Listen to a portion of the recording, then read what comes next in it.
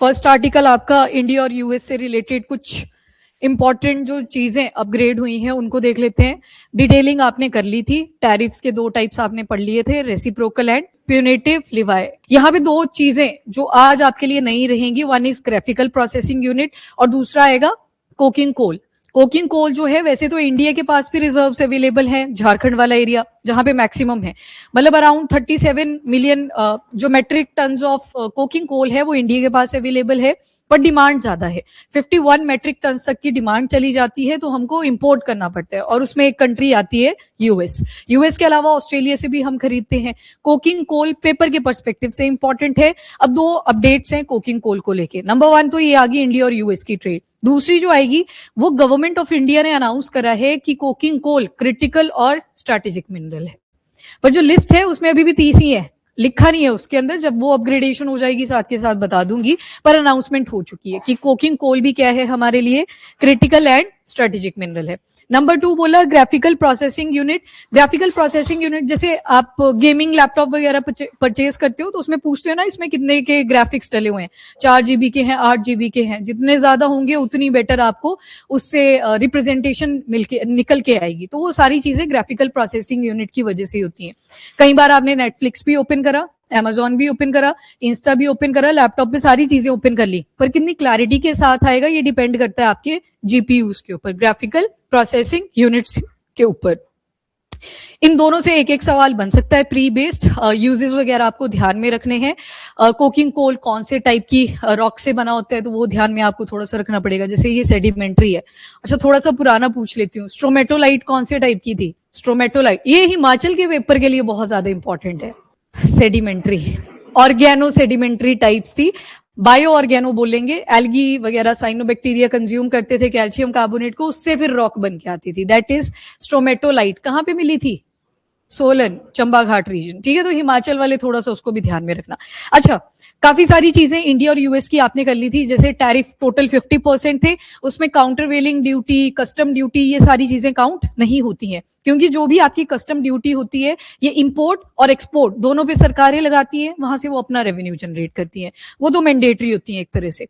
और दूसरी जो टर्म मैंने बोली that is countervailing duty. Countervailing duty में keyword is subsidy. Match the following में कभी भी आया सब्सिडी, आपने कीवर्ड देख लेना है, मतलब आप सॉल्व करने में एबल हो जाओगे।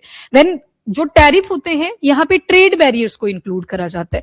ट्रेड बैरियर्स में एक टैरिफ आ गया आपका जो इंपोर्टेड गुड्स के ऊपर कोई भी कंट्री इंपोज करेगी। नंबर 2 कोटेशंस आ जाती हैं, कई बार बोला जाता है ना सिर्फ इतने टन्स की ही क्वांटिटी हम लेके आएंगे, कोटेशन ऐड करी जाती हैं। और उसके अलावा क्या हो सकता है? रेगुलेशन हो सकती है, इजी कर दिया, जैसे कुछ प्रोसेसेस होती हैं उनमें बहुत ज्यादा डिले हो जाता है तो उसे ईज कर दिया जाता है।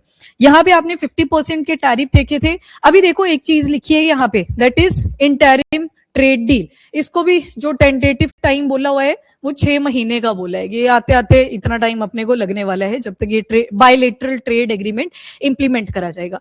ये एफटीए बिल्कुल भी नहीं है, कहीं भी नहीं पढ़ा होगा आपने एफटीए, बीटीए पढ़ा होगा, बायलेटरल ट्रेड एग्रीमेंट। अभी प्राइम मिनिस्टर ऑफ इंडिया कहाँ विजिट करें? मलेशिया। तो अब क्या की आउटकम्स निकल के आएंगी वो कल देखेंगे। अब आ जाते हैं इंडिया और यूएस की तरफ। तो सबसे पहले 50% टैरिफ की स्टोरी आपने करी थी, वन वाज रेसिप्रोकल टैरिफ और दूसरी तरफ था प्यूनेटिव लिवाई। ये है 25% और ये थी आपकी 25%। इसको बोला कि अगर आप रशियन ऑयल की जो परचेजिंग है, क्रूड ऑयल की परचेजिंग है फ्रॉम रशिया, अगर इसे खत्म ही कर देते हो, ये बोला हुआ है वैसे तो यूएस ने, तो आपकी ये जो पेनल्टी लिवाई है ये पूरी तरह से रिमूव कर दी जाएगी। अब ये सवाल एस जयशंकर साहब से भी पूछा गया, देन पीयूष गोयल से भी पूछा गया कि रशियन ऑयल का क्या करना है, आपको डिस्काउंटेड रेट के ऊपर रशियन ऑयल मिल रहा था, अब आप क्या करने वाले हो? क्योंकि पेनल्टी जो लिवाई लगी हुई थी वो तो तभी रिमूव करी जाएगी अगर आप रशियन क्रूड ऑयल वहां से परचेज नहीं करोगे। तो पीयूष गोयल की आज ही रिसेंट स्टेटमेंट आपने द हिंदू पे भी देखी होगी, उन्होंने बोला है कि ये ऑयल कंपनीज डिसाइड करेंगी, ये ट्रेड का पार्ट नहीं है। मतलब अभी भी कोई ऑफिशियल आपको स्टेटमेंट गवर्नमेंट के एंड से नहीं मिलने वाली। जैसे हमारी बीपीसीएल आ गई, रिलायंस ऑयल रिफाइनरी कंपनीज, ये डिसाइड करेंगी कि रशियन क्रूड ऑयल परचेज करना है या नहीं। और कंपनीज ने ये डिसीजन लिया है कि थोड़ी परचेजिंग रिड्यूस कर देते हैं ताकि ये जो इंडिया और यूएस का ट्रेड शिफ्ट है इसको थोड़ा पुश मिल सके, ये जल्दी इंप्लीमेंट हो जाए। मिल गया आंसर रशियन क्रूड ऑयल का।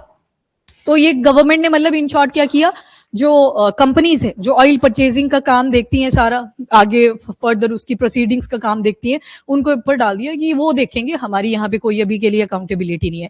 अगर आप बोलें कि गवर्नमेंट ने क्या बोला, तो कोई भी official statement Russian crude oil के ऊपर नहीं है। इससे रिलेशन ठीक ठाक डिस्टर्ब होंगे रशिया के साथ अगर गवर्नमेंट ऑफिशियली हाँ कर देती है कि हम नहीं परचेज करेंगे अब। एंड दूसरी तरफ आते हैं अब इंडिया और यूएस के इंटरिम ट्रेड, ये जो 25% है इसका ही कितना बोला है, 18%। ठीक है, तो यहां तक की स्टोरी आपने कर ली थी। अब जो चीजें अपडेट हुई हैं उनको दोबारा से देख लो कि ये जो ट्रेड टॉक्स थी ये आज की ही बात नहीं है, 2025 से चल रही है। प्राइम मिनिस्टर ने थैंक्स भी करा डोनाल्ड ट्रंप को कि thank you for this very big trade deal, मतलब ऐसी चीजें बोली। इतनी बड़ी है नहीं, खैर मतलब उतना भी फायदा नहीं होने वाला है, बट स्टिल ये सारी फॉर्मेलिटीज हुई। अब आते हैं टैरिफ और मार्केट एक्सेस। यूएस ने अब रेसिप्रोकल टैरिफ, इंटरिम का मतलब होता है कुछ टाइम तक, टेम्परेरी इन नेचर, ठीक है। मिशन 500 याद होगा आपको। अब देखो ये मिशन 500 भी बड़ा वेग कर दिया, जहां पे डोनाल्ड ट्रंप ने बोला कि हमसे परचेजिंग करेगा इंडिया, एनर्जी सेक्टर आ गया, एग्रीकल्चर आ गया, ये हमसे परचेज करेगा, ये यूएस ने स्टेटमेंट करी थी। उनकी जो स्पोक्स पर्सन है उन्होंने कुछ और बोला था, उन्होंने बोला था यहाँ पे परचेजिंग नहीं होगी, यहाँ पे हम इन्वेस्टमेंट करेंगे इंडिया के अंदर। दोनों में बहुत बड़ा फर्क है। एक तरफ जो उनके प्रेसिडेंट है वो बोल रहे हैं कि इंडिया हमसे परचेज करेगा। परचेजिंग मतलब आपने पैसा दिया और जो भी आपको प्रोडक्ट चाहिए थी वो परचेज कर ली।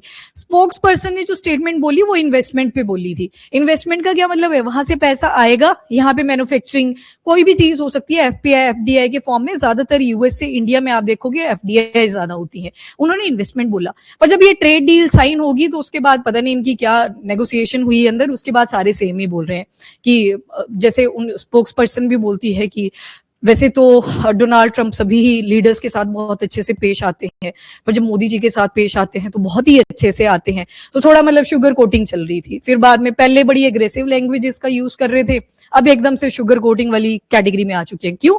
क्योंकि उनका जो 1.3 बिलियन यूएस डॉलर्स का एग्रीकल्चर में ट्रेड डेफिसिट चल रहा है, वो कहीं ना कहीं उनको हेल्प आउट जरूर करेगा फ्रॉम द इंडियन एंड। क्योंकि इंडिया की डेमोग्राफी ही इतनी ज्यादा है, जितना इनका ट्रेड डेफिसिट है उतनी तो हमारी पॉपुलेशन है, 1.4 बिलियन, राइट।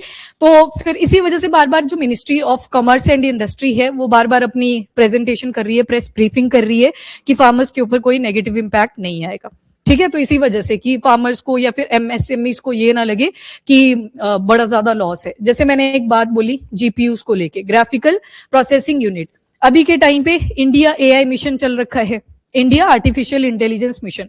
तो उनके जो सीईओ हैं दैट इज अभिषेक, उनकी स्टेटमेंट आती है कि जो जीपीयूज थे वो हम पहले 38,000 डिवाइसेस प्रोड्यूस कर रहे थे, अब ये मार्केट ओपन हो चुकी है तो ये 1 लाख जीपीयूज तक की प्रोडक्शन करेंगे। मतलब कहीं ना कहीं ग्रोथ आपको ट्रिपल होती हुई दिखाई देगी। अब नंबर में तो अच्छा लग रहा है कि 3 गुना ग्रोथ करेंगे जीपीयूज की। 38,000 सबसेट्स बना रहे थे पहले, अब 1 लाख तक बनेंगे। पर मार्केट में डिमांड भी तो बहुत ज्यादा है, और ये 1 लाख जो है इनमें से सारे थोड़ी वर्किंग होंगे। 70,000 रख के चलते हैं, मतलब डिफंक्ट तो सारी चीजों में आइटम्स आती हैं। तो इसको दिखाया बहुत ज्यादा ऐसे फ्लरिश करके है, पर उतना ज्यादा भी नहीं है ये जितना हम मैन्युफैक्चरिंग करेंगे। तो इंडिया एआई मिशन ये कीवर्ड है, इसको भी अभी के लिए ध्यान में रखना। चलो अब देख लेते हैं फटाफट से यूएस ने कहां पे टैरिफ्स को रिमूव करा है इंडियन एक्सपोर्ट्स के ऊपर। तो generic pharmaceuticals, gems and diamonds, diamond Surat आपको एकदम से स्ट्राइक करेगा। तो सूरत ने भी बोला है कि जो पॉलिशिंग है, हम पॉलिशिंग वगैरह का काम करते हैं ना, नामीबिया वाली चेन याद होगी। नामीबिया से पहले जो डायमंड की माइनिंग्स है वहां से डायमंड एक्सट्रैक्ट होते हैं, फिर पहले कहाँ जाते हैं, थर्ड पार्टी कंट्रीज, मतलब यूरोप, एंटवर्प वगैरह, लंदन जाते हैं, फिर वहां से इंडिया आते हैं, इंडिया में कटिंग होती है, पॉलिशिंग होती है, फिर वो मार्केट में अवेलेबल होते हैं। तो यहाँ पे भी अब टैरिफ्स रिड्यूस हुए हैं, तो सूरत ने भी बोला कि हमको भी ठीक ठाक डायमंड के सेक्टर में फायदा होने वाला है। Certain aircraft and aircraft parts, ये सारी चीजें जो हैं जहां पे टैरिफ्स को रिड्यूस कर दिया है यूएस ने। अब इंडिया ने क्या क्या कमिटमेंट्स दी हैं। नंबर 1, यूएस का जितना भी इंडस्ट्रियल गुड्स है उस पे या तो रिड्यूस कर दिया जाएगा या तो एलिमिनेट कर दिया जाएगा टैरिफ्स को। इसके अलावा सबसे इंपॉर्टेंट एग्रीकल्चर, जिसको आपने डिटेल में कर लिया था, पर अभी कुछ चीजें रिफाइन करी गई हैं, जैसे कि एनिमल से रिलेटेड फीड्स होती है ना कुछ, जो मतलब आप चारे की फॉर्म में डालते हो जानवरों को, जैसे ड्राइड डिस्टिलरीज, ऐसे सोच लो वो जो चारा होता है ना वो है ये, पर इसका यूज इथेनॉल बनाने के लिए भी करा जाता है। इथेनॉल ब्लेंडिंग का काम तो इंडिया कर ही रहा है, तो ये दोनों चीजों में यूज हो जाएगा। दूसरी चीज आती है रेड सॉर्गम, ये भी एनिमल फीड ही होती है, पर इसको भी इथेनॉल ब्लेंडिंग में यूज करा जा सकता है। देन ट्री नट्स आ गए, ट्री नट्स मतलब जो ड्राई फ्रूट्स की बात होती है, कैश्यू आ गया, आलमंड आ गया, वो सारी कैटेगरीज इसमें आएंगी।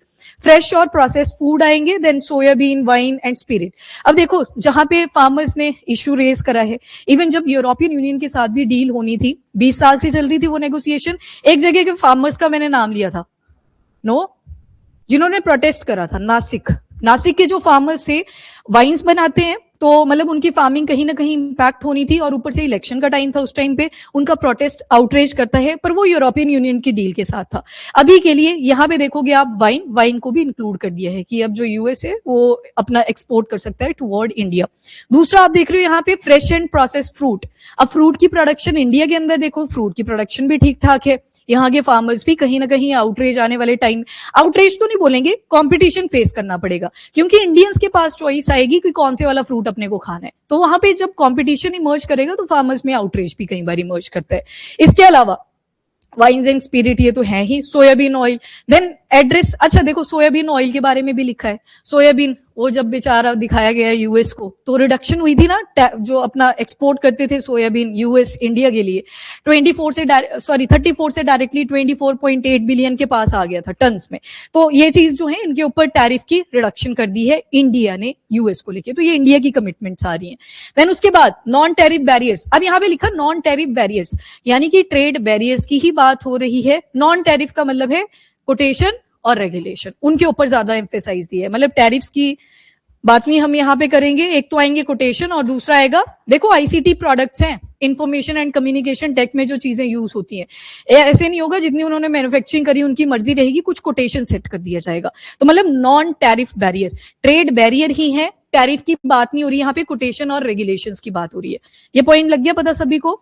नॉन टैरिफ बैरियर्स वाला, ट्रेड बैरियर 3 आते हैं ना आपके मेनली, टैरिफ आगे और कोटेशंस आगे, देन रेगुलेशन आगे। तो मतलब यहाँ पे टैरिफ की बात नहीं हो रही, यहाँ पे बोला कोटेशन सेट कर देंगे, रेगुलेशन टाइट कर देंगे, तो उस कॉन्टेक्स्ट में लिखा गया है non tariff barrier ICT goods के ऊपर एंड फूड और एग्रीकल्चरल प्रोडक्ट्स। सबसे ज्यादा जो इंपॉर्टेंट पॉइंट इश्यूज आते हैं इंडिया को लेके किसी भी कंट्रीज के साथ, number 1 is licensing delays, license मिलते मिलते बहुत ज्यादा डिले हो जाता है, जो पेपर वर्क रहता है, एंड स्टैंडर्ड रिलेटेड बैरियर्स, ये इंडिया के केस में आते हैं। अब देखो इतनी सारी प्रोडक्ट्स हैं, ये हम इंपोर्ट भी करेंगे एक्सपोर्ट भी करेंगे, जब जाएंगी हमारे एंड से एसपीएस, क्या था ये, sanitary and phytosanitary, sanitary and phytosanitary, जो प्रॉब्लम इंडिया फेस करता है हमेशा जब भी एक्सपोर्ट करता है, स्टैंडर्ड गिर जाते हैं, कई बार पेस्ट की प्रॉब्लम रहती है, क्वालिटी डिग्रेडेड रहती है, तो उसको ये इशू अभी भी बना हुआ है। बाकी टॉक्स होंगी जो भी इंटरनेशनल स्टैंडर्ड है, कॉन्क्लूड कितने महीनों में होगी, 6 महीने, तो अभी के लिए इंटरिम लिखा हुआ है इसको, ठीक है। Next is relief under national security tariff, तो रिलीफ कुछ नहीं, इंडिया को प्रेफरेंशियल कोटा वाली कैटेगरी में अभी भी ऐड करा जाएगा।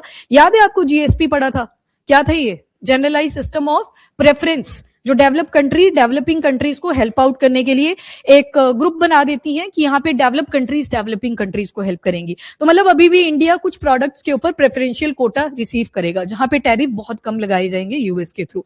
ये वाली चीजें यहाँ पे आपको मैंने एक पॉइंटर सी फॉर्म में लिख दी है, वेरी इंपॉर्टेंट, मेंस में अगर इंडिया और यूएस की ट्रेड डील पे सवाल आता है, आपको ये एग्जांपल्स में स्पेसिफाई करना पड़ेगा। बाकी स्टोरी तो आप सभी को ही लर्न है, पर प्रोडक्ट्स भी आपको थोड़ी थोड़ी ध्यान में रखनी पड़ेंगी, वही लिखी है जो आपने पीछे पढ़ी। एनिमल फीड आगे जैसे dried distiller grains, red sorghum, tree nuts, fresh and process food, soybean oil, wine and spirits. Next is preferential market access, दोनों को थोड़ी थोड़ी मिल चुकी है, इंडिया की पॉपुलेशन इतनी ज्यादा है तो इतनी बड़ी मार्केट एक्सेस यूएस को भी मिल चुकी है, और प्रेफरेंशियल इंडिया के लिए भी कुछ आइटम्स के ऊपर बहुत ज्यादा टैरिफ रिडक्शन कर दी जाएगी। देन उसके बाद trade, technology and supply chain, India ने प्लान करा है। अब देखो इंडिया ने क्या वर्ड यूज करा है यहाँ पे, परचेज, हम परचेसिंग करेंगे। वो स्पोक्स पर्सन के एंड से पता नहीं मिस्टेक थी कि क्या था, उन्होंने इन्वेस्टमेंट बोला था, बहुत बड़ा डिफरेंस है प्रोक्योरमेंट के ऊपर और इन्वेस्टमेंट के बीच में। तो ये 500 बिलियन यूएस डॉलर लेके जाना है, कब तक, 2030 तक, मतलब 5 साल जो आने वाले हैं। एक साल का टारगेट कितना आ गया, 100 बिलियन यूएस डॉलर का। और की सेक्टर्स क्या क्या रहेंगे, वही energy product, aircraft, precious metal, technology product और coking coal, that is very important, coking coal, इसको ध्यान से करना है, ठीक है। कोकिंग कोल, नेक्स्ट एक्सपांशन होगी ट्रेड की एडवांस टेक्नोलॉजी आइटम्स में, जैसे कि जीपीयूज, ग्राफिकल प्रोसेसिंग यूनिट्स। जितनी भी ये एआई ड्रिवन टेक्नोलॉजीज हैं, इनके ऊपर एक टाइप का सवाल पक्का बनता है, एप्लीकेशन बेस्ड। 99% केसेस में सारे ही ऑप्शन सही होते हैं, तो थोड़ा सा ध्यान से पढ़ना है, 1% में इनएक्यूरेसी रहती है। एप्लीकेशन बेस्ड सवाल आते हैं, कहां कहां पे इनको यूज करा जाता है। करवा रही हूं मैं इसको थोड़ी देर में।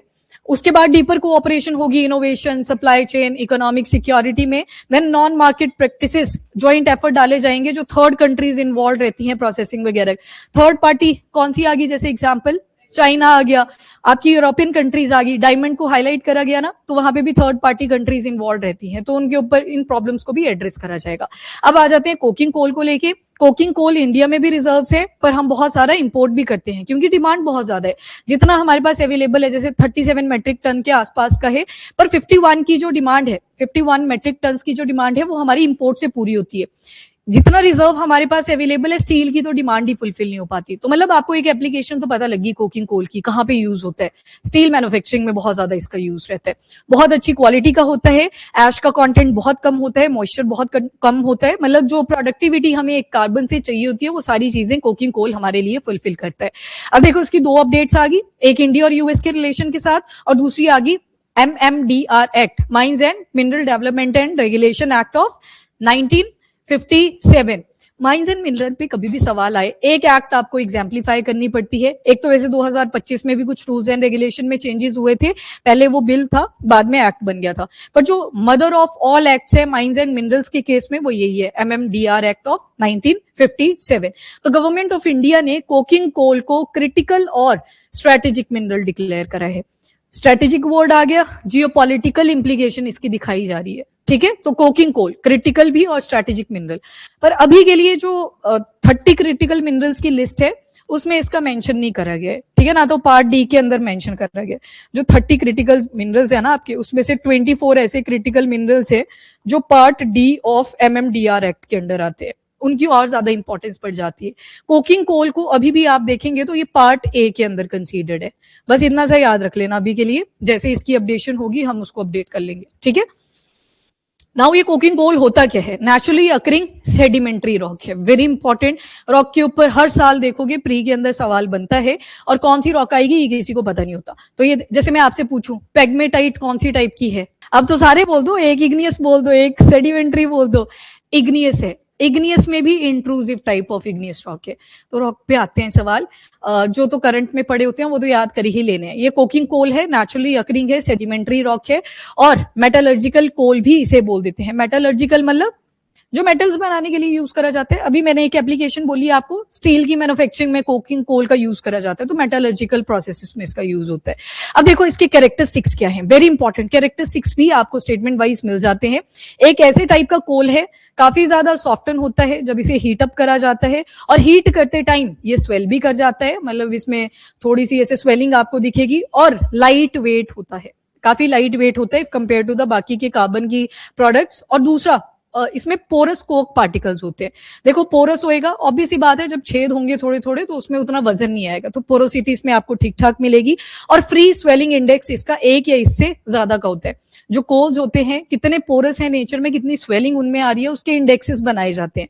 तो इसमें 1 या फिर 1 से ज्यादा की वैल्यू रहती है, मतलब इसमें स्वेलिंग की टेंडेंसी काफी ज्यादा है। स्वेलिंग हो गया, सॉफ्टन हो गया, ये कब होता है, जब आप इसको हीट करते हैं, तो ये प्रॉपर्टीज तब इमर्ज करती हैं। और उसके बाद काफी ज्यादा कार्बन का कंटेंट होता है, कम ऐश है, कम मॉइस्चर है, वेरी इंपॉर्टेंट। हर कार्बन में दिक्कत ही क्या आती है, इंडिया में जो कार्बन अवेलेबल है, यही तो प्रॉब्लम है कि मॉइस्चर भी ज्यादा और ऊपर से ऐश भी ज्यादा निकलेगी। देखो जब लकड़ी गिल्ली होती है ना, जब आप उसे जलाते हो क्या निकलता है, धुआं, पहले धुआं ही निकलता है, और जो बैठे होते हैं लोग वो भी परेशान होते हैं। कई कल्चर्स में बोला जाता है जिसकी तरफ धुआं आता है उसको नहीं और शादी है, वो सास को प्यारा या प्यारी होती है ना, पर ऐसा कुछ नहीं होता, उसमें कुछ नहीं है, मॉइस्चर ज्यादा है और उससे हेल्थ कॉन्सिक्वेंसेस बहुत ज्यादा हो सकते हैं। तो इसमें ध्यान रखना, कार्बन का कंटेंट ज्यादा है, ऐश कम है, मॉइस्चर कम है। फीचर्स में आपसे ये स्टेटमेंट पूछी जा सकती है। और काम क्या रहता है, तो जैसे थर्मल कोल जो हम इलेक्ट्रिसिटी के पर्पज से यूज करते हैं, उसमें यही तो दिक्कत है कि कार्बन एमिशन ही बहुत ज्यादा है, मतलब कार्बन डाइऑक्साइड बहुत निकल के आती है। तो इलेक्ट्रिसिटी जनरेशन में तो हर टाइप का ही कोल यूज होता है। पर कोकिंग कोल सिंस हमें खरीदना पड़ता है फ्रॉम फॉरेन कंट्री, तो हम ट्रेडिशनल कोल को ही यूज करते हैं रादर देन कोकिंग कोल, उसको स्टील वगैरह मैन्युफैक्चर करने में यूज कर लेते हैं। देन कोक क्या है? High temperature carbonization of coking coal. कुछ नहीं है, जो कोक है देखो पहले आया कोल, देन उसकी ही एक फॉर्म है कोकिंग कोल, कोकिंग कोल की भी एक फर्दर फॉर्म है दैट इज कोक। मतलब कोकिंग कोल को ही जब आप हाई टेम्परेचर के ऊपर हीटअप करोगे तो उससे क्या प्रोडक्ट निकल के आती है? कोक। जैसे जैसे आप प्रोसेसिंग करते चलोगे वो महंगा होता जाएगा या नहीं? होता जाएगा, क्योंकि अब प्रोसेसिंग इंटरमीडिएट वैल्यू एडिशन आप करते जा रहे हो तो वो महंगा होता चलेगा। कोकिंग कोल 3 सब कैटेगरीज में डिवाइडेड है। अब जो कोकिंग कोल होता है उसकी भी फर्दर वैरायटीज निकल के आती है डिपेंडिंग कितना ऐश का कंटेंट है उसमें, कितना मॉइस्चर है और कितना कार्बन कंटेंट है। तो पहला है प्राइमरी, दूसरा है मीडियम, तीसरा आएगा ब्लेंडेबल। प्राइमरी कोकिंग कोल में ऐश का कंटेंट लो, वॉलेटाइल कम है। ये वॉलेटाइल कम होने का मतलब, हाँ, वॉलेटाइल कम का मतलब होता है जैसे वॉलेटाइल पानी था और आपका शहद था, उसका एग्जांपल मैंने आपको एक बार दिया था। पानी और शहद दोनों आपने दीवार पे फेंके, स्पीड से कौन जाएगा? पानी जाएगा, मतलब वो हाईली वॉलेटाइल है नेचर में, वैसे इसको कंपेयर कर लो। और इसकी हाई कोकिंग प्रॉपर्टी है, मतलब जब आप इसको हीटअप करोगे ये कोक में कन्वर्ट करा जा सकता है। देन दूसरा आता है आपका मीडियम कोकिंग कोल, लो ऐश, मीडियम वॉलेटाइल और लो केकिंग इंडेक्स। केकिंग इंडेक्स का मतलब क्या हुआ? केक मतलब किसी चीज को आप लंप्स में कन्वर्ट कर रहे हो, पीसेस में कन्वर्ट कर रहे हो, उसको सॉलिडिफाई कर रहे हो, तो उसका मतलब होता है केकिंग, और वो इंडेक्स जो निकल के आता है दैट इज केकिंग इंडेक्स। एक होता है ब्लेंडेबल और सेमी वीक कोकिंग कोल, इसमें भी ऐश का कंटेंट लो। अब देखो कोकिंग कोल की बात हो रही है, ऐश कंटेंट सभी में ही लो है, वॉलेटिलिटी का डिफरेंस पड़ रहा है। जैसे प्राइमरी में कम थी, आगे मीडियम आ गई, यहाँ पे आपको वॉलेटिलिटी ठीक ठाक मिलेगी, हाई मिलेगी, और वेरी लो केकिंग इंडेक्स। जो लंप्स होते हैं उनकी बनने की टेंडेंसी बहुत कम रहती है, ब्लेंडेबल। अब देखो इसको कैसे याद रखना है, लो केकिंग इंडेक्स को, ब्लेंडेबल है ये, ब्लेंडेबल मतलब किसी दूसरी फॉर्म के साथ आप इसको मिक्स कर सकते हो, तो अगर उसमें कोएगुलेशन लंप्स बनाने की टेंडेंसी होगी, ऑब्वियस ही बात है वो अच्छे से ब्लेंड नहीं हो पाएगा, तो ये इसका जो केकिंग इंडेक्स है सबसे कम आएगा, लो केकिंग इंडेक्स। देन यूजेस कहां कहां पे रहते हैं? तो जैसे शुरू में भी बोला, इसे मेटलर्जिकल कोल भी बोला जाता है, यानी कि मेटल प्रोसेसिंग यूनिट्स में इसका काफी यूज होता है, डिफरेंट मेटल के साथ फ्यूज भी करा जाता है हीटिंग का यूज करके, और साथ में एसेंशियल है for the production of steel, और स्टील की जो इंडस्ट्री है वहां पे ही कोकिंग कोल की सबसे ज्यादा डिमांड भी है। अब डिमांड को अंडरस्टैंड करने के लिए सबसे पहले मेजर प्रोड्यूसर्स याद रख लेना। लार्जेस्ट प्रोड्यूसर जो कोकिंग कोल के हैं, चाइना आ गया, ऑस्ट्रेलिया है, यूएस है, रशिया है, कनाडा है। अब देखो दूसरा जो इंडिया की बात करें तो 37.37 बिलियन टन्स, मैंने मेट्रिक टन्स में बोला था, ये बिलियन टन्स है कोकिंग कोल के रिसोर्सेस, और सबसे ज्यादा कहां पे मिलेंगे आपको? झारखंड के अंदर, और उसके बाद मध्य प्रदेश, वेस्ट बंगाल और छत्तीसगढ़, तो यहाँ पे भी आपको ये रिजर्व्स मिल जाते हैं कोकिंग कोल के। नाउ नेक्स्ट स्टेप, ये अगेन इंडिया और यूएस के साथ ही है, तो कोकिंग कोल हो गया, बस इतना ही था कोकिंग कोल के जो अपडेट से। अब और क्या क्या चीजों में अपग्रेडेशन हुई है? Number 1 is digital trade. Digital trade में एक एग्जांपल मैंने आपको बता दिया, जीपीयूस, ग्राफिकल प्रोसेसिंग यूनिट्स, और उसके अलावा ये जो इंटरिम एग्रीमेंट वगैरह है, बोला है कि क्लियर है, म्यूचुअली बेनिफिटेड है, दोनों पार्टीज को फायदा होने वाला है डिजिटल ट्रेड में भी। ओवरऑल सिग्निफिकेंस अगर देखें तो जो स्ट्रेटेजिक ड्राइवर्स है, जैसे चाइना कंपीट कर रहा है आज के टाइम में, तो उसमें भी एज बनेगा। ग्लोबल सप्लाई की जो चेन है उसमें शिफ्ट्स आते हुए दिखेंगे, अदरवाइज चाइना ने मोनोपोली कहीं ना कहीं होल्ड करी है, और एनर्जी सिक्योरिटी के कंसर्न्स भी अभी तक बने हुए हैं। देन आती है आपकी जीपीयूज की बात। इंडिया एआई मिशन ध्यान में रखना है, जहां पे इंडिया में ही मैन्युफैक्चरिंग करने को बोला गया था ग्राफिकल प्रोसेसिंग यूनिट्स की। अब जो जीपीयूज होते हैं, बहुत सिंपली अगर बोले, कितनी क्लियर आप इमेज देख पाओगे, जूम जब करते हो उसमें डॉट्स आने शुरू हो जाते हैं ना, तो वो डॉट्स कब जाके कम आएंगे वो डिसाइड करता है आपका जीपीयू किस तरह का है, मतलब किस क्वालिटी का है। तो ग्राफिकल प्रोसेसिंग यूनिट, वीडियोस हो गए, इमेजेस हो गए, एक ही टाइम पे आपने मल्टीपल टैब्स अपने लैपटॉप पे ओपन करे हुए हैं। गेमिंग लैपटॉप्स में स्पेशली आप पूछते हो कितने ग्राफिक्स इसमें डले हैं, 4 GB हैं, 8 GB हैं, जितने ज्यादा ग्राफिक्स उतनी बढ़िया आपको एक्सपीरियंस को देगा, उतनी बढ़िया आपको क्वालिटी अपग्रेडेड मिलेगी। तो इन्होंने बोला कि 2026 के एंड तक, अभिषेक सिंह हैं जो अभी सीईओ हैं इंडिया ए मिशन के, तो इन्होंने बोला कि जो जीपीयू है, ग्राफिकल प्रोसेसिंग यूनिट है, अभी के लिए 38,000 हम बना रहे हैं, अब इसको 1 लाख तक लेके जाना है, मतलब प्रोडक्शन कहीं ना कहीं 3 गुना ज्यादा हो जाएगी। ठीक है जी, इंडिया ए मिशन। उसके बाद ये थोड़ा सा आप डेटा याद रख लेना, इसका रट गया ना ये, तो 38,000 से 1 लाख। हाँ, मैन्युफैक्चर पहले तो मैन्युफैक्चर करना है, एक्सपोर्ट बाद में आएगा। अभी तो हमारी डिमांड फुलफिल नहीं हो पाती इतने से, पर हाँ, अभी तो इंपोर्ट ही चल रहा है। ये मैन्युफैक्चरिंग के ऊपर फोकस करा, मैन्युफैक्चरिंग तभी तो ट्रंप ने बोला कि देखो हमारी जो मार्केट्स हैं इनोवेशन में भी हेल्प करेंगी। तो इनोवेशन की ही कैटेगरी में आपने जीपीयूज को उठाना है, जो डिजिटल ट्रेड वाली कैटेगरी आएगी। India A mission, government of India ने चलाया था ये मिशन, जिसके सीईओ अभी अभिषेक है। तो इंडिया एआई मिशन ये कीवर्ड है जो आपने ध्यान में रख लेना है। अभी के लिए यही मैन्युफैक्चरिंग कर रहे हैं जीपीयूज को गवर्नमेंट के अंडर। तो अभी के लिए प्रोडक्शन बहुत कम है, 38,000, वैसे 1 लाख भी कम ही है, पर मैन्युफैक्चरिंग बूस्ट करनी पड़ेगी तभी तो एक्सपोर्ट तक पहुंच पाएंगे। उसके अलावा फ्रेश टेंडर्स ओपन करे जाएंगे फॉर द जीपीयूज, मतलब इन्वाइटीज भेजे जाएंगे ताकि इन्वेस्टर्स आगे आए, प्राइवेट फर्म्स आगे आए, तो इसके लिए भी जाएगा। उसके अलावा ये सेक्रेटरी भी है साथ में Abhishek Singh, ministry of electronics and IT के, तो मतलब ये गवर्नमेंट के अंडर है इंडिया एआई मिशन। और जीपीयूज कहां कहां पे क्रूशियल होते हैं, तो न्यूरल नेटवर्क्स, इतने दिन से हम न्यूरल नेटवर्क्स के बारे में पढ़ रहे हैं, वहां पे भी जीपीयूज ही रोल प्ले करते हैं। मैसिव डेटा सेट को प्रोसेस करना, जैसे मैंने बोला आपने मल्टीपल टैब्स ओपन कर दिए अपने लैपटॉप के ऊपर, वो कितने बेटर तरीके से मैनेज हो पाएंगे वो भी कौन डिसाइड करेगा, जीपीयूज। उसके बाद कॉम्प्लेक्स एआई एल्गोरिदम्स, इनको हैंडल करना, that is again work of GPU. और रियल टाइम एआई प्रेडिक्शंस, ये सारे काम जो हैं जीपीयूज के ही रहेंगे। बाकी core layer modern AI application में सबसे ज्यादा जो इंपॉर्टेंट चीज है that is GPUs, graphical processing units. जब आपने लैपटॉप वगैरह भी परचेज करा होगा, पूछा है ना ये सारा क्या क्या फीचर्स है इसमें, रैम रोम से आप शुरू करते हो और फाइनली अगर आपको ज्यादा अपग्रेडेड वर्जन चाहिए होता है, आप गेमिंग तक जाते हो, तो उसमें आप फिर ग्राफिक्स पे आते हो कि ग्राफिक्स कितने डले हैं। वैसे ग्राफिक कार्ड्स टर्म यूज करी जाती है जो गेमिंग लैपटॉप्स होते हैं। हाँ, सब में जीपीयूज का हर, क्वांटम टेक हो गया, ब्लॉकचेन टेक हो गया, देन आपकी एआई आ गई, रोबोटिक्स आ गई, हर जगह पे न्यूरल नेटवर्क आ गया ना, जहां पे भी न्यूरल नेटवर्क का यूसेज रहेगा वहां पे आपको जीपीयूज चाहिए। आपके लैपटॉप्स में जीपीयूज अवेलेबल है सब जगह पे। वो और सिंप्लीफाई करना है, सबने अपना फोटो कभी ना कभी जूम किया होगा। एक टाइम आता है, पहले वाले जो फोन होते थे जैसे नोकिया N72, किया ये वाला फोन किसी ने यूज? हाँ, पीछे से ऐसे फ्लिप खुलती थी उसकी, फिर आप फोटो कैप्चर करते थे।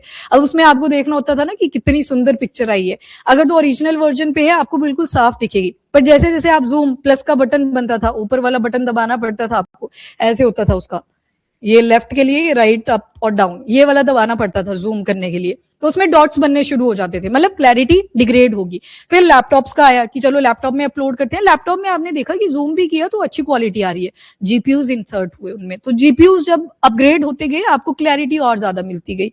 आजकल तो रियलिटी चेंज हो जाती है कैमरास का यूज करके, क्योंकि जीपीयूज बहुत ज्यादा डले हुए हैं। तो ये ग्राफिकल प्रोसेसिंग यूनिट्स ही होती हैं। अब इसके अलावा ये देख लो, गवर्नमेंट की जो सब्सिडीज है वो दी जाएंगी, क्यों? ताकि ये बूस्ट किया जा सके। इंडिया ए मिशन पे कितना पैसा लगा है अभी के लिए? 10,370 करोड़ तक का आउटले। अब सबसे पहले इंडियन स्टार्टअप आएंगे, साथ में ये पैसा इंडियन स्टार्टअप के साथ साथ रिसर्चर्स को भी दिया जाएगा, ताकि रिसर्च एंड डेवलपमेंट हो। प्रोडक्शन बहुत कम है अभी के लिए, तो रिसर्च आपको चाहिए होगी। लग गया ना पता? मतलब बिल्कुल अभी यूं आप ऐसे बोल सकते हो नेसेंट स्टेज पे चल रहे हैं जो जीपीयूज मैन्युफैक्चरिंग है इंडिया के अंदर। एंड मार्केट के अंदर अगर इसकी कॉस्टिंग वगैरह देखोगे, मार्केट कॉस्ट जीपीयू यूसेज की, तो 65 रुपीज पर आवर जाता है ये, और स्मॉल फर्म्स के लिए काफी ज्यादा एक्सपेंसिव है इतना पैसा पे करना। तो गवर्नमेंट अभी के लिए कोई भी जीपीयू प्रोक्योरमेंट नहीं करती कि किसी कंपनी ने अगर बोला कि थोड़ी सी फंडिंग कर दीजिए हम परचेजिंग कर लेंगे, गवर्नमेंट इसमें कोई इनिशिएटिव नहीं लेती। गवर्नमेंट के 2 मेन इनिशिएटिव जो रहेंगे that is in the category of startup, और दूसरा रहेगा आपके रिसर्चर्स के ऊपर। तो यहाँ पे ज्यादा फोकस गवर्नमेंट ने डिसाइड करा हुआ है। और जो भी आपका इंफ्रास्ट्रक्चर है आज के टाइम, प्राइवेटली जितना भी बिल्ट इंफ्रास्ट्रक्चर है, आईटी सेक्टर है, जीपीयूज की तो हाई डिमांड वहां पे है ही। Then next, sovereign compute capacity. अब देखो डिजिटल के केस में भी, डिजिटलाइजेशन के केस में भी एक वर्ड बहुत यूज हो रहा है, दैट इज सॉवरेन। मतलब टेक्नोलॉजी में भी सॉवरेनिटी होनी चाहिए। अभी हम कल पढ़ेंगे उस आर्टिकल को गैलियम आर्सेनाइड के ऊपर, जो डीआरडीओ ने मैन्युफैक्चर करा है। जब राफेल डील साइन हुई थी अपनी, तो हमने बोला था कि हमको गैलियम आर्सेनाइड की टेक्नोलॉजी भी दे दीजिए, उन्होंने रिजेक्ट कर दिया था। क्यों? उन्होंने बोला था सेंसिटिव इशू है। एक्चुअल में जो गैलियम आर्सेनाइड है वो रेडार का हार्ट होता है, और रेडार ही डिसाइड करता है आप उड़ोगे, बचोगे, क्या करोगे, अटैक करोगे, वो सारी चीजें वही चीज डिसाइड करती है। अब गैलियम आर्सेनाइड 2016 के आसपास ये रिजेक्शन मिली थी, अब जाके वो मैन्युफैक्चरिंग कर ली है। तो जो एक्चुअल में राफेल को इतना लीथल बनाता है वो टेक्नोलॉजी इंडिया ने बनाई है। तो ये क्या चीज रिप्रेजेंट कर रहा है? अगेन सारी चीजें वहां पे भी रिक्वायर्ड रहेंगी, आपके एपीआई, जीपीयूज, एवरीथिंग। तो आने वाले टाइम में बहुत ज्यादा इंपॉर्टेंट है, इसी वजह से मैन्युफैक्चरिंग को बूस्ट किया जा रहा है। तो ये टेंडर वगैरह बताए हैं कि अभी फ्लोट ही कर रहे हैं, देखते हैं कितना कैपिटल, कितना इन्वेस्टमेंट जाएगा from the government into private entities. और इंडिया का एआई इंपैक्ट समिट, ये भी देख लो, समिट यानी कि मीटिंग्स, मेनली फोकस करता है चाइल्ड सेफ्टी के ऊपर, रेगुलेशन के ऊपर, और जो फुल स्टैक एआई में काम कर रहे हैं तो उनके ऊपर ये ज्यादा फोकस करता है। काफी कॉम्प्रिहेंसिव है, लार्ज स्केल है।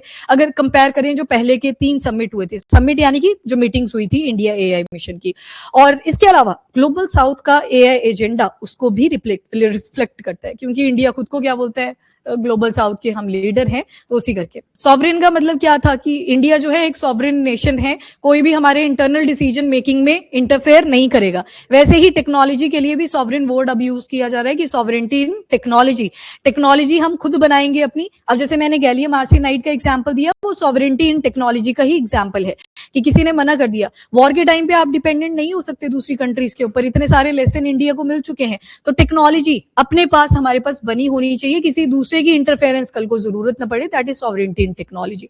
सॉवरेनिटी का मतलब ये होता है कि कोई भी इंटरनेशनल इंटरफेरेंस हमारी कंट्री के रेगुलेशन में नहीं होनी चाहिए। हम अपने हिसाब से डिसीजन लेंगे अपनी कंट्री के लिए भी, और बाहर किसके साथ एग्रीमेंट्स करने हैं उसके लिए भी। तो sovereignty in technology solely related to technology. तो ये क्वेश्चन भी आ सकता है आपका मेंस के अंदर, गैलियम आर्सेनाइड की वजह से, क्योंकि जो राफेल को लिथल बनाती है टेक्नोलॉजी वो खुद बना दी है, तो वो मैन्युफैक्चरिंग का अगेन एग्जांपल है।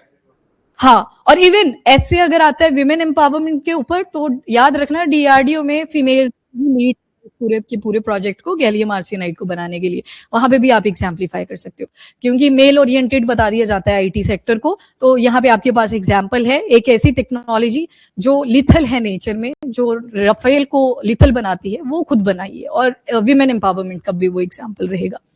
चलो, बाकी बिल्ड एआई इन इंडिया, ये तो हम काम कर ही रहे हैं। डेटा सेंटर्स आजकल आप सुनते भी होंगे, डेटा सेंटर्स का जो जॉब अपॉर्चुनिटी है आने वाले टाइम में इंक्रीज करने वाली है, तो ये भी बड़ी ज्यादा एडवर्टाइजमेंट चलती है। तो डेटा सेंटर भी बनेंगे, और इंडिया ने भी एक टारगेट रखा है कि डेटा सेंटर की कैपिटल वो इंडिया में एस्टेब्लिश होनी चाहिए, मतलब ठीक ठाक डेटा सेंटर्स यहाँ पे ओपन अप होंगे। अब जितना ज्यादा एआई का यूसेज होगा, याद करो प्रोजेक्ट सनकैचर, गूगल, तो उनका भी क्या पर्पस था कि बड़ा ज्यादा इंफ्रास्ट्रक्चर क्रिएट होने वाला है जब आप एआई की तरफ शिफ्ट होते जाओगे। तो इसी वजह से इंडिया ने भी बोला कि डेटा सेंटर में हम भी लीड करेंगे एआई मिशन।